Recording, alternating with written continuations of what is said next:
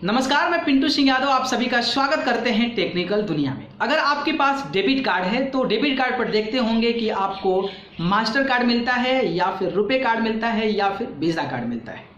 अब आपको इसमें समझना है कि बेसिकली डिफरेंस क्या होता है, मास्टर कार्ड क्या होता है, वीज़ा कार्ड क्या होता है और रुपए कार्ड क्या होता है। तो इसके बारे में मैं पूरी जानकारी आपको देने वाला हूं कि बेसिकली इस पर डिफरेंस क्या होता है और ये क्या है, आखिरकार ये क्यों ऐसा किया गया है कि आपको मास्टर कार्ड, वीज़ा कार्ड, रुपए कार्ड आपको प्रोवाइड किया जाता है। इसके पीछे रीज़न क्या है और ये कैसे तरीके से काम करता है और इसका जो मेन बेनिफिट है वो क्या है, इसके बारे में आज मैं आपको बताने वाला हूँ। इससे पहले मैं चाहूँगा कि हमारे ऑफिशियल चैनल टेक्निकल दुनिया को सब्सक्राइब कर जुड़ जाए। चलिए शुरू करते हैं।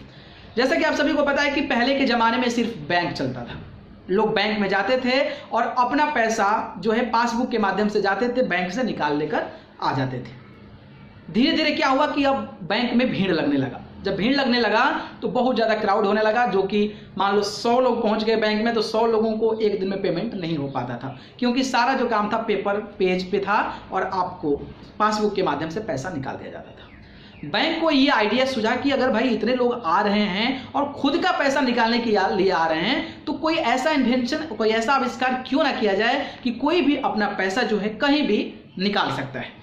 उसके बाद से अब एटीएम कार्ड खोल दिया गया। तो एटीएम कार्ड जब खोल दिया गया तो एटीएम कार्ड खोलने के बाद थोड़ी सी सुविधाएं बढ़ गई। लोगों को बैंक में जाना थोड़ा सा कम हुआ, भीड़ होना कम हुआ।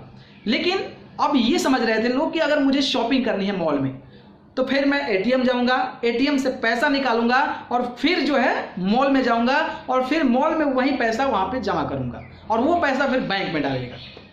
तो ये बहुत ज़्यादा लेंदी प्रोसेस हो गया। आप खुद सोचिए कि अगर आपको कोई शॉपिंग करनी है तो आप तो एटीएम से जाते हैं, पैसा निकालते हैं, फिर उस पैसा को आप जाकर मॉल में जमा करते हैं और मॉल वाले वो बैंक में ट्रांसफ़र करते हैं अपने। यानी कि प्रोसेस एक आपको निकालना, दूसरा वहाँ देना और तीसरा उनको डालना, यानी कि 3 प्रोसेस हो गया। अब कितना कॉम्प्लिकेटेड प्रोसेस हो जा रहा है आप खुद अंदाज़ा लगाइए इससे।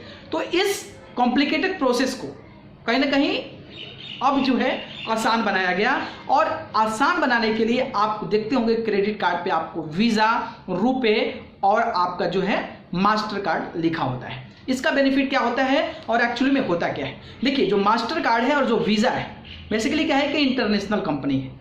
इंटरनेशनल कंपनी है और ये मनी का ट्रांसफ़र करती है। आपका कोई भी बैंक का अकाउंट है तो आप किसी में भी पैसा इंस्टेंट ट्रांसफ़र कर सकते हैं by the help of swipe, online या फिर कई तरीके से। ठीक है, तो अब क्या हुआ कि मान लीजिए आपके पास एसबीआई का एटीएम है और एसबीआई का डेबिट कार्ड है आपका।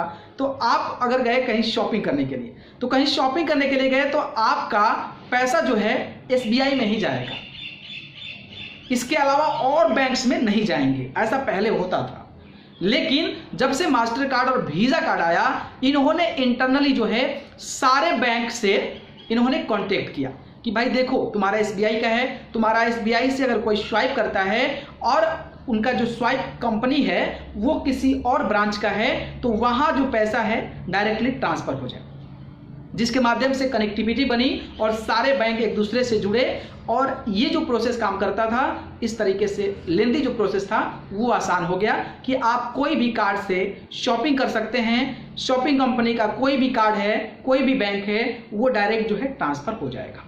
लेकिन इसके लिए आपको कुछ चार्ज देने पड़ते थे। तो चार्ज देने पड़ते थे तो आपको भी थोड़ा सा टफ लगता होगा कि 1-2% इतना सारा हम कर रहे हैं तो हम चार्ज भी प्रोवाइड कर रहे हैं। और इंटरनेशनल कंपनी को बहुत ज़्यादा फ़ायदा होता था और इंटरनेशनल कंपनी के रेख देख में आपका सारा अकाउंट डिटेल, सारी इन्फॉर्मेशन वहाँ पर पहुँच जाती थी। इसलिए भारत सरकार ने अनाउंस किया और उन्होंने रुपए का एक सिस्टम बनाया। रुपए is just like a visa and master card process. तो वो ऐसा ही काम करता है, लेकिन जो रुपए है वो सिर्फ इंडिया में काम करना शुरू किया था स्टार्टिंग में। तो उसमें क्या है कि आपका जो इंटरेस्ट रेट था वो थोड़ा कम कर दिया गया। और इंटरेस्ट रेट कम करने के बाद क्या हुआ कि पूरे भारत में आप सेम चीज़ जैसे मास्टर कार्ड और वीज़ा कार्ड से किसी भी एटीएम का किसी भी कहीं भी ट्रांसफ़र कर सकते हैं। आपका जो परसेंटेज चार्जेज लगेगा उसको प्रोवाइड करना होगा। इसके बाद रुपए भी स्ट्रिक्टली लागू हो गया पूरे इंडिया में और रुपए कार्ड भी आप देखते होंगे कि रुपए कार्ड भी अब आपको प्रोवाइड होता है, आपको मिलता है। इससे एक बेनिफिट होता है कि आपका इंटरेस्ट थोड़ा कम लगता है। दूसरा चीज़ ये लगता है कि आपका देश का पैसा आप ही के देश में रहता है, तो आपके देश को बेनिफिट होता है। तो इस तरीके से इसका इन्वेंशन किया गया। तो बेसिकली जो मास्टर कार्ड, वीज़ा कार्ड और रुपए कार्ड जो देखते हैं वो जो है इंटरनली बैंक का सिस्टम है, जो कि आपका कोई भी एटीएम है, आप कहीं भी किसी भी बैंक में कुछ भी स्वाइप करके कहीं भी डालना चाहते हैं तो आप आसानी से डाल सकते हैं। और वो ज़्यादा जो प्रोसेस होता है वो सब कंपनियां मास्टर कार्ड, वीज़ा और जो रुपए है वो मैनेज करती है, और आपका जो परसेंटेज होता है वो आपका परसेंटेज कट कर लेती है। इसके बाद क्या होता है कि पूरे दिन का लेन देन, जैसे मान लीजिए आपने मॉल में गया, मॉल में स्वाइप किया और मॉल में एक दिन का डेटा कलेक्ट होता है कि आपका इतना पैसा हमारे मास्टर कार्ड के माध्यम से यहाँ पे आया। ठीक है, अब क्या होता है कि सारे का इकट्ठा करके जो परसेंटेज बनता है वो मास्टर कार्ड रख लेता है, और इसके बाद जो पैसा होता है वो ट्रांसफर कर देता है उनके अकाउंट में। तो इस तरीके से क्या होगा कि कस्टमर को आसान हो गया। ऐसा नहीं कि आपके पास एसबीआई है तो एसबीआई वाला के दुकानदार के पास जाइएगा, पंजाब नेशनल बैंक है तो पंजाब नेशनल बैंक वाला के पास जाइएगा, आईडीबीआई है तो आईडीबीआई। आपके पास कोई भी बैंक है तो आप किसी भी मॉल में घुसकर, कहीं भी रेस्टोरेंट में घुसकर आप उसको स्वाइप कर कर खा सकते हैं। बाकी का काम जो है वीज़ा, रुपए और जो आपके ये मास्टर कार्ड है वो संभाल लेंगे मोर्चा। ठीक है, तो बेसिकली यही जानकारी देनी थी आपको कि जो कार्ड होता है, क्योंकि कई लोगों को जानने की ज़रूरत होती है और कई लोग सोचते हैं कि आखिरकार एक्चुअली में होता क्या है ये। तो ये सारी जो प्रोसेस थी ये सब मास्टर कार्ड, वीज़ा और रुपए के बारे में थी। अगर ये वीडियो पसंद है तो वीडियो को लाइक, कमेंट, शेयर करें, और चैनल को पसंद करते हैं तो सब्सक्राइब कर जरूर जुड़ें। अगर आप मुझे जुड़ना चाहते हैं तो आप मुझे फेसबुक, इंस्टाग्राम, ट्विटर पर जाकर पिंटू सिंह यादव सर्च कर जरूर जुड़ें। आप सभी को बहुत बहुत धन्यवाद। नमस्कार।